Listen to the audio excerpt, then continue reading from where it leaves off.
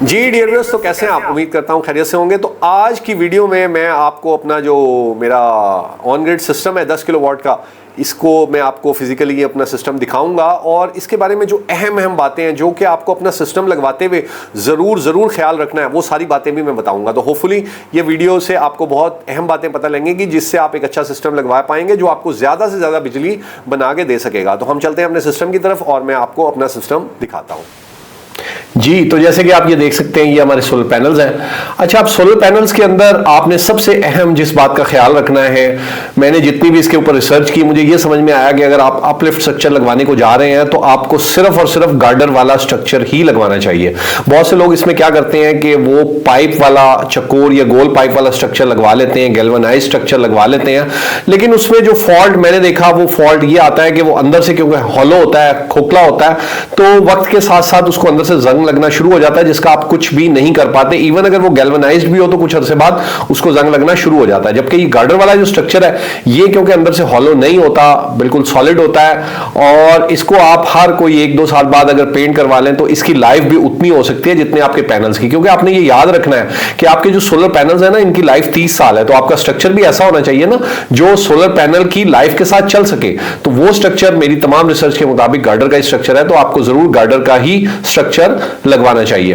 Plus उसके साथ साथ आपने इसमें जो ये प्लेट्स आप देख रहे हैं, ये बाइफिशियल प्लेट्स हैं। बाइफिशियल प्लेट्स की निशानी ये होती है कि ये नीचे से भी ब्लैक होती हैं, इसके नीचे भी शीशा लगा हुआ होता है और ये नीचे से वाइट नहीं होती है। तो ये हमारी ये वाली प्लेट्स हैं। दूसरी इसके अंदर जो बड़ी ही अहम बात है वो ये है कि इस स्ट्रक्चर को आपने साथ साथ पिलर से, वायर्स के साथ भी इसको वेल्ड कराना है। एक तो ये जमीन में नीचे लेंटर के साथ फिक्स होगा ही होगा, लेकिन उसके साथ साथ इसको वॉल्स और पिलर्स की भी आपने सपोर्ट देनी है। जैसे कि आप देख रहे हैं, मुख्तलिफ जगह पे हमने अपने सिस्टम को सपोर्ट दी हुई है।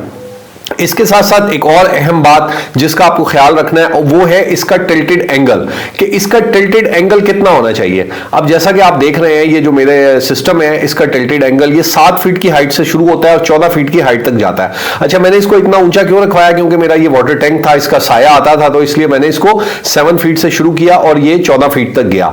अब आपको भी इसका टिल्टेड एंगल बिल्कुल परफेक्ट रखना है। वो आप अपने एरिया के मुताबिक इसका लॉन्गिट्यूड, लैटिट्यूड जब चेक करेंगे ये अपना स्ट्रक्चर बनाने वाले के साथ मिलकर, तो आपको एक परफेक्ट एंगल पता लग जाएगा कि कौन सा एंगल ऐसा होना चाहिए टिल्टेड, जो कि आमतौर पे 14 से 18 तक मेरे ख्याल से होना चाहिए।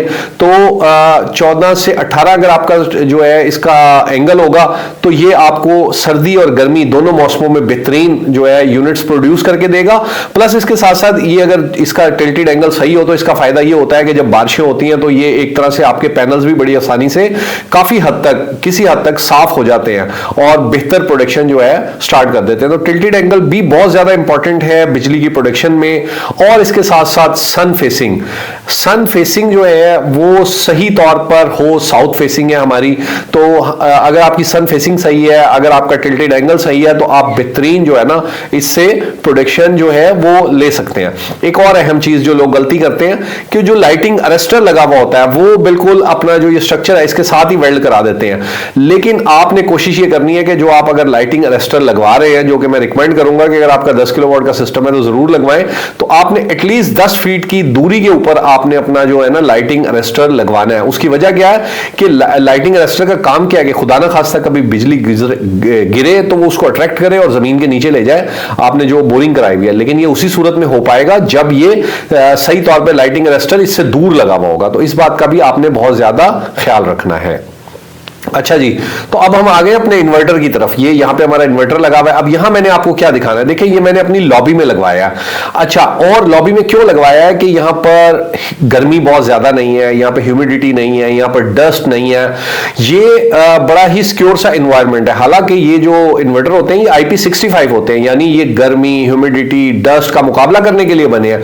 लेकिन फिर भी आपने एक चीज देखनी है कि आपके पैनल्स की लाइफ 30 साल है, इन्वर्टर की लाइफ 30 साल नहीं होती। आमतौर पर इसकी जो आपको वारंटी मिलती है वो 5 साल की होती है। लेकिन अगर आप इसको किसी अच्छी जगह पर लगाएंगे, जहां पर गर्मी नहीं होगी, जहां पे ह्यूमिडिटी नहीं होगी, जहां डस्ट नहीं होगी, तो आप इसकी लाइफ भी बढ़ा सकते हैं और इसकी परफॉर्मेंस भी बढ़ जाती है। ये आपको ज्यादा इलेक्ट्रिसिटी प्रोड्यूस करके देता है। दूसरी खास बात आप यहां देखेंगे कि आपको कोई बोर्ड्स, बहुत ज्यादा वायर्स नजर नहीं आ रही हैं। उसकी वजह यह है कि मैंने इस सिस्टम को लगाते हुए तमाम ही वायर्स को अंदर से थोड़ी सी दीवार को तोड़वाया और उसके अंदर ही सारी वायर्स को कवर करवा दिया। एक और अहम चीज आप ये देख रहे होंगे कि यहां पे आपको कोई ब्रेकर्स नजर नहीं आ रहे, क्योंकि मैंने इसके ब्रेकर्स अपने इसी जो डिस्ट्रीब्यूशन बॉक्स है इसी के अंदर जो है इनको फिट करा लिया। हालांकि इसमें जगह कम थी, लेकिन मैंने कुछ ब्रेकर्स की एडजस्टमेंट कराई और इसके अंदर ही इसको फिट करा लिया ताकि ये पूरा का पूरा सिस्टम एक जो है ना खूबसूरती के साथ यहां पर नजर आए। एक और अहम चीज ये है कि जहां पर आप सिस्टम ये इन्वर्टर लगवाएं, इस बात का ख्याल रखें कि वहां पर वाईफाई के सिग्नल अवेलेबल हो, ताकि अपने आप मोबाइल से अपने इन्वर्टर को जो है ना मॉनिटर कर सकें और अपने मोबाइल से जान सकें कि आपका इन्वर्टर कैसी परफॉर्मेंस आपको दे रहा है।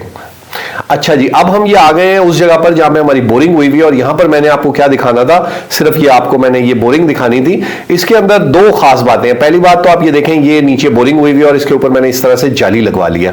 अच्छा, कुछ लोग गलती क्या करते हैं कि वो इसको अपने लॉन में करवा लेते हैं। लॉन में जब आप करवाते हैं तो ऊपर से मिट्टी जाती है और वो कुछ ही अरसे में आपकी जो बोरिंग है वो बंद हो जाती है, जिसकी वजह से जो आपकी अर्थिंग है वो प्रॉपर नहीं रहती है। असूली तौर पर इसको एक्टिव रहना चाहिए। एक्टिव मतलब हम इसमें पानी डालते रहें, जो नीचे तक पानी उस जगह तक जाता रहे जहां तक हमने बोरिंग कराई हुई है, तो उससे हमारी जो बोरिंग है ये एक्टिव रहती है, हमारी अर्थिंग जो है वो प्रॉपर रहती है। तो इस बात का आपने ख्याल रखना है। तो मैंने यहां पे इसको इस तरीके से करवाया ताकि फर्श धुलते वक्त या बारिश होते वक्त ऑटोमेटिकली इसमें पानी जाता रहता है। दूसरी अहम बात क्या है कि ये इसमें मैंने एसी और डीसी और अर्थिंग अरेस्टर की 3 बोरिंग करवाई हुई है। आमतौर पे कुछ लोग 1 करवा लेते हैं, कुछ 2 और कुछ 3 भी करवाते हैं, लेकिन मेरा मानना ऐसा है कि जब हम इतना महंगा सिस्टम लगवा रहे हैं तो हमें जरूर 3 बोरिंग करवानी चाहिए, एसी की अलग, डीसी की अलग और लाइटिंग अरेस्टर की अलग। ये एक टाइम में हमारा थोड़ा सा खर्चा तो होगा, लेकिन जब हम इतना बड़ा खर्चा कर रहे हैं तो हमें इसको भी थोड़ा अफोर्ड कर लेना चाहिए।